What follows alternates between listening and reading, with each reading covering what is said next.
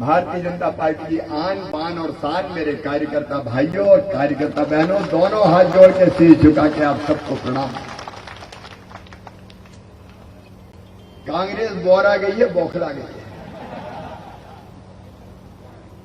अभी कुछ दिन पहले कमलनाथ कह रहे थे मुख्यमंत्री नारियल लेके चलते हैं हाथ में, तो ये नारियल तो भगवान को चढ़ाते हैं अपन, और मेरे लिए तो मेरी जनता ही भगवान है, उसी की सेवा भगवान की पूजा है। तो जनता कहती फलाना काम कर, तो हम कर देते हैं। अब यहां भी आपने कई जगह इस क्षेत्र में ग्वालटोरिया डैम की बात की, हमने स्वीकृत कर दिया। गोपी कृष्णा सागर समूह जल पेयजल योजना 491 करोड़ की 300 गांवों में पानी जाएगा, वो स्वीकृत कर दी। अब कांग्रेस ने तो विकास के काम करे नहीं, हम कर रहे हैं। और पंडित जी कहते हैं नारियल चढ़ा दो, तो हम नारियल भी चढ़ा देते हैं। तो कमलनाथ जी के पेट में दर्द होता है, वो कहते हैं शिवराज तो नारियल लेके चल रहा है, इनका नारियल लेके न चलूं तो क्या शराब की बोतल लेके चलूंगी? अरे हमने अपनी जनता को प्रणाम किया घुटनों के बल बैठ के, तो राघवगढ़ वाले कहने लगे, वो तो कहने लगे घुटने टेक दिए। अरे तुम जनता को पैरों तले कुचलते हो कांग्रेसियों, अहंकार में चूर होके, लेकिन मामा तो घुटना टेक के हाथ जोड़ के अपनी जनता की सेवा करता है, पूजा करता है। फिर आज एक और नया बयान आ गया कांग्रेस का, कहले कमलनाथ तो उद्योगपति हैं हिंदुस्तान के नंबर 2 के, और शिवराज सिंह तो नंगे भूखे हैं। मैंने कहा भैया हम नंगे भूखे हैं, हम नंगे भूखे ही भले, अरे हम नंगे भूखे हैं इसलिए अपने गरीबों की सेवा में लगे रहते हैं, दिनों रात उनका दर्द जानते हैं, उनकी तकलीफ जानते हैं, उनका कष्ट जानते हैं। तुमने कभी गरीबों को देखा है? तुमने कभी भूख देखी है? तुमने कभी गांव देखे हैं? तुमने कभी गांव की गलियां देखी है? तुमने खेत देखे हैं? खेत की पगडंडियां देखी है? कीचड़ देखी है? धूल देखी है? बीमारी देखी है? तुम क्या गरीब का दर्द जानो? हमें नंगे भूखे ही रहने दो। अरे हम नंगे भूखे हैं इसलिए शहरिया बहनों के खाते में 1000 रुपया महीना डलवाते हैं। हम नंगे भूखे हैं इसलिए चाहे किसी जाति और समाज के बच्चे हो, उनकी फीस मामा भरवाता है ताकि पढ़ के वो आगे बढ़ जाए। हम नंगे भूखे हैं इसलिए मेरी गरीब बहनों, संबल योजना मामा ने बनाई और तय किया कि गरीब बहन अगर बेटा बेटी को जन्म देगी तो जन्म देने के पहले 4000 और जन्म देने के बाद 12000 रुपया बहना के खाते में डालेंगे। ए उद्योगपति, तूने तो मेरे बच्चों की फीस छीन ली, तूने मेरी बहनों के पैसा छीन लिए, तूने मेरे मौके बहनों के मौके लड़ुआ छीन लिए रे। हाँ, हम तो नंगे भूखे हैं। हम नंगे भूखे इसलिए बेटियों का कन्यादान करवाते हैं। तुमने तो 51,000 कह के धेला नहीं दिया रे। वाह उद्योगपति, तेरा उद्योग तुझे मुबारक। लेकिन हम नंगे भूखे हैं इसलिए किसानों को 0% ब्याज पे कर्जा देते हैं। तूने कर्जा देना बंद कर दिया 0% ब्याज पे। अरे हम नंगे भूखे हैं और इसलिए मोदी जी 6000 दे रहे थे, तो मामा ने कहा 4000 और जोड़ के गरीब किसानों की जिंदगी बदल दे मामा। तो वो 4000 रुपये हमने देने का फैसला और कर दिया गरीब किसानों का। अब 10,000 रुपया हर साल किसान भाई बहनों को मिलेगा। तो उद्योगपति क्या जाने, जिसके पास 1-1.5 एकड़ जमीन है उसके लिए 10,000 की कीमत क्या है। अरे हम नंगे भूखे हैं इसलिए बच्चों को लैपटॉप देते, हम नंगे भूखे हैं इसलिए बच्चों को स्मार्टफोन देते थे। अरे हम नंगे भूखे हैं इसलिए हमने एक्सीडेंट में अगर किसी गरीब का मौत हो जाए, जवान आदमी चला जाए, तो बहन के लिए जिंदगी बोझ न बन जाए, इसलिए मैंने तय किया कि 4 लाख रुपया उस गरीब बहना के खाते में डालूंगा ताकि जिंदगी की गाड़ी पटरी पर आ जाए। तुम उस बहन का दर्द दिखाई नहीं दे सकता कांग्रेसियों।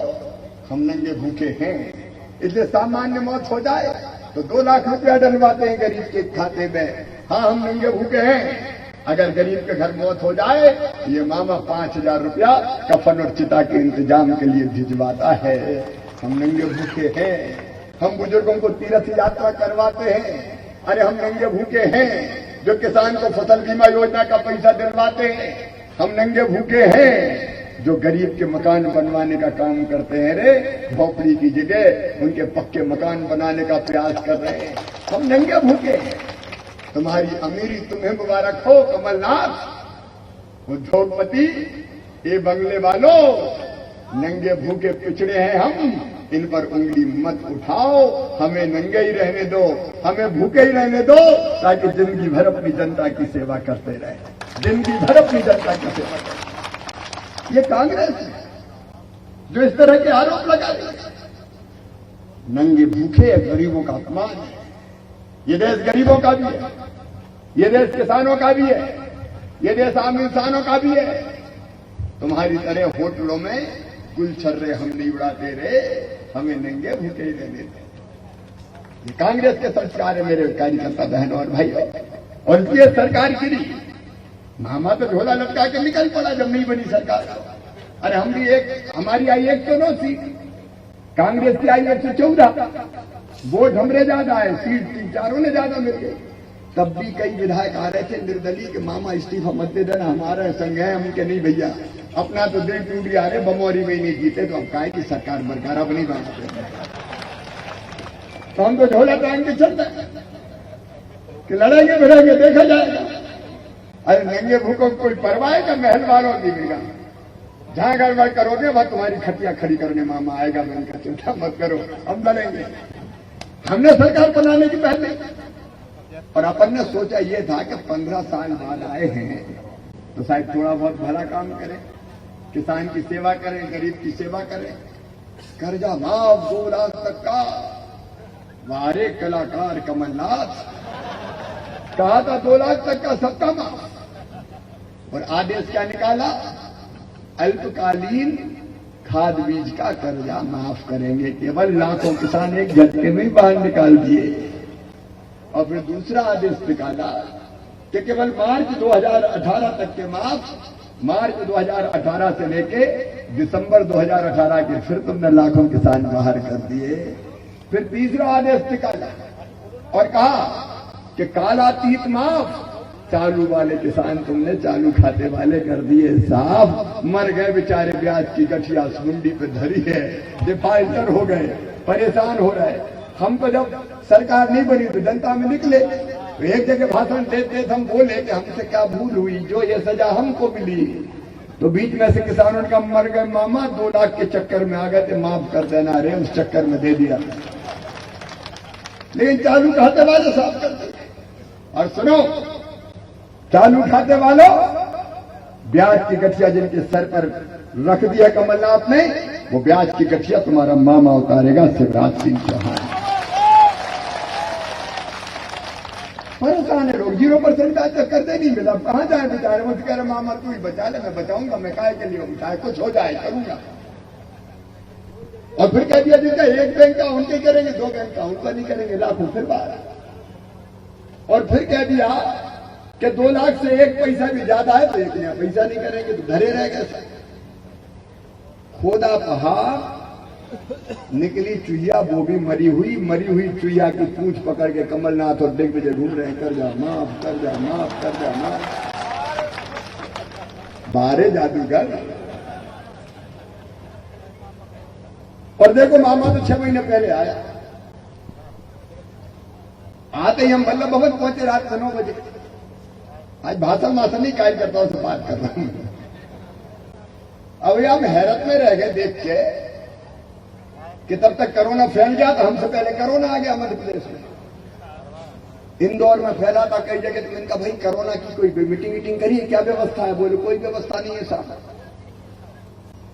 मैं इनका पिछले मुख्यमंत्री ने कोई मीटिंग करी? बोले नहीं करी। हम क्या एक आध मीटिंग इंदौर में तो करी होगी? बोले हाँ करी थी। इनका कोरोना की? बोल नहीं आईफा की। अब आईफा आपको पल्ले ही नहीं पड़ा होगा क्या है आईफा। आईफा का मतलब बॉलीवुड के, बंबई के हीरो और हीरोइन बुला के उनका समारोह करना। और उसके ट्रेलर के रूप में जैकलीन फर्नांडिस और सलमान खान बुला के बीच में कमलनाथ डटे। करोड़ों रुपया उड़ा दिया। अरे खुद ने भी दिया सरकार के और उद्योगपतियों से भी दिलवाया कि इनको दो पैसा।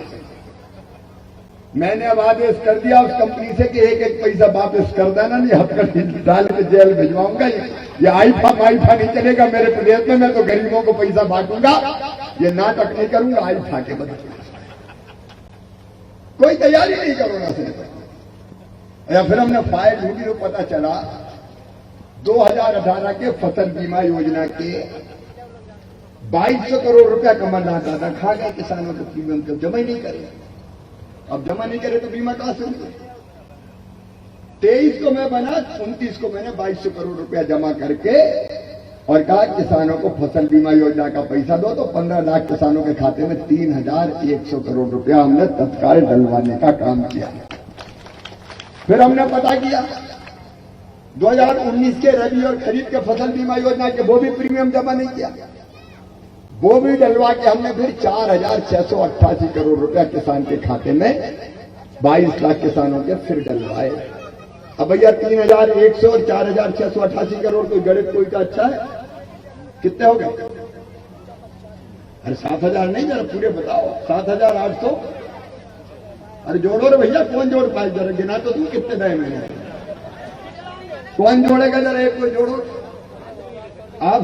3100 उसमें दोनों 4688 करोड़ कितने हो गए? 7788। फिर भैया हम 0% ब्याज पर कर्जा दे रहे थे किसानों को। कमलनाथ दादा और दिग्गी राजा ने वो भी बंद कर दिए। तो बैंक वाले आए, उन्होंने तो 0% के पैसे ही नहीं दिए। तो 800 करोड़ रुपया मैंने फिर 0% ब्याज के किसानों की तरफ से फिर बैंकों में भरे। कितने हो गए? 800 और जोड़ो, 8588 करोड़ रुपया।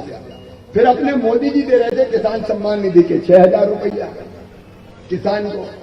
तो दिग्गी कमलनाथ ने कई लाखों किसानों के नाम ही नहीं भेजे। बोले मोदी जी का नाम हो जाएगा, भेजो ही मत।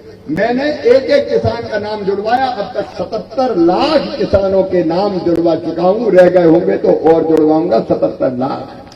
और इन 77 लाख किसानों को एक किस्त मिल गई, दूसरी आने वाली है और फिर तीसरी मिलेगी। तो कुल आएंगे 5340 करोड़। अब ये 5340 जोड़ो, कितने हो गए? 13934 करोड़। फिर दिल ने कहा मामा अरे तू काय को चूक रहा है, और दे दे किसान को, फिर से बन जाए। चौथी बार तो 4-4 हजार और मैंने डालने का फैसला कर दिया। अब वो 4000 की फॉर्मेलिटी पूरी हो गई है, पैसा आने वाले 2-2 हजार की 2 किस्त आएंगी। तो ऐसे करके मैं डालूंगा 3564 करोड़। कितने हो गए भैया? 17498 करोड़।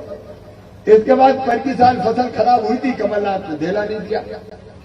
इस बार सोयाबीन और उड़दा खराब हुए तो मैंने फिर सर्वे करवाया और सर्वे में आया कि 4000 करोड़ रुपया किसान को देना पड़ेगा। वो 4000 करोड़ और किसान के खाते में डालूंगा जिनकी फसलें खराब हुई है। तो ये 4000 करोड़ और जोड़ो भैया, 21,498 करोड़। 100 करोड़ दिए फसल बीमा योजना हार्टिकल्चर की, ये 100 करोड़ और जोड़ो। और उसके बाद 2000 करोड़ और जोड़ना, क्योंकि कई किसान अभी छूट गया, उनके नाम जोड़ रहा हूं किसान सम्मान निधि और किसान कल्याण निधि में। तो वो 2000 और जोड़ दो, फिर रुक जाते हैं। 23,598 करोड़। अब एक तरफ दिग्गी राजा और कमलनाथ, कुल कर्जा कितना माफ? 6000 का, उसमें से 800 मामा ने भरे 6000 करोड़ का। और दूसरी तरफ तुम्हारा मामा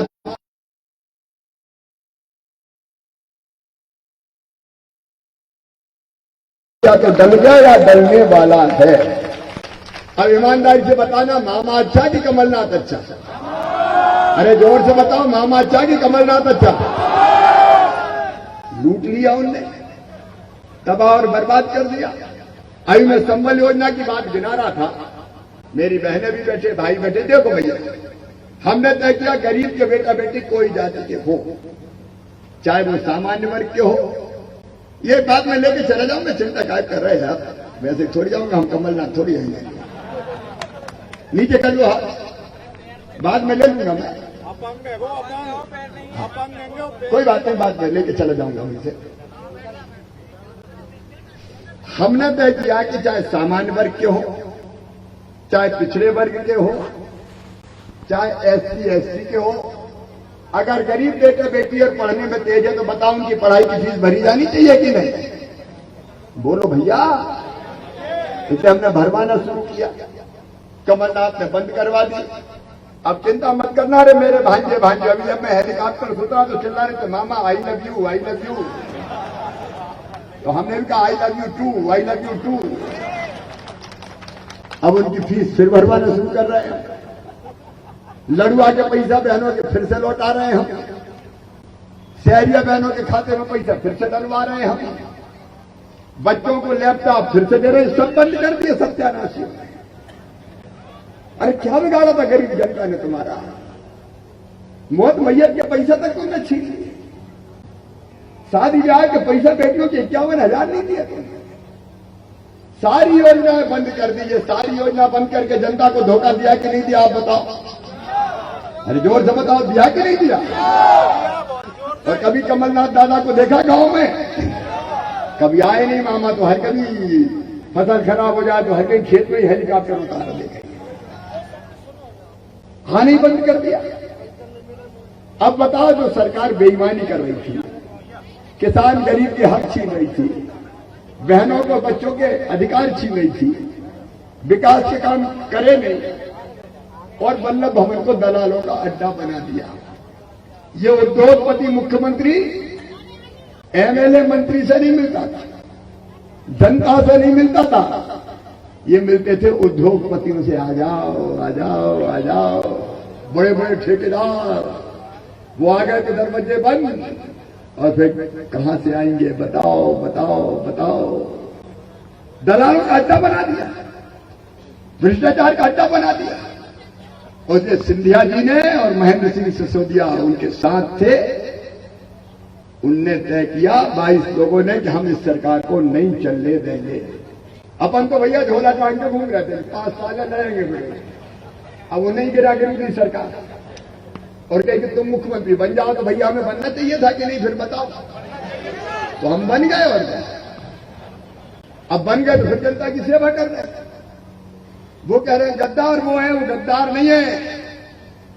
सिंधिया जी भी गद्दार नहीं है और महेंद्र सिंह सिसोदिया भी गद्दार नहीं है। उनने तो त्याग किया, मंत्री पद छोड़ा। सिसोदिया जी ने मंत्री पद। कोई छोड़ता है क्या मंत्री पद? बताइए। और मैदान में उतर आए। ये अलग बात है कि दिग्गी और कमलनाथ ने छोटा मंत्री पद दिया था, हमने ढंग के विभाग दे दिया कि आप बमौरी को चकाचक कर दो, चिंता मत करो।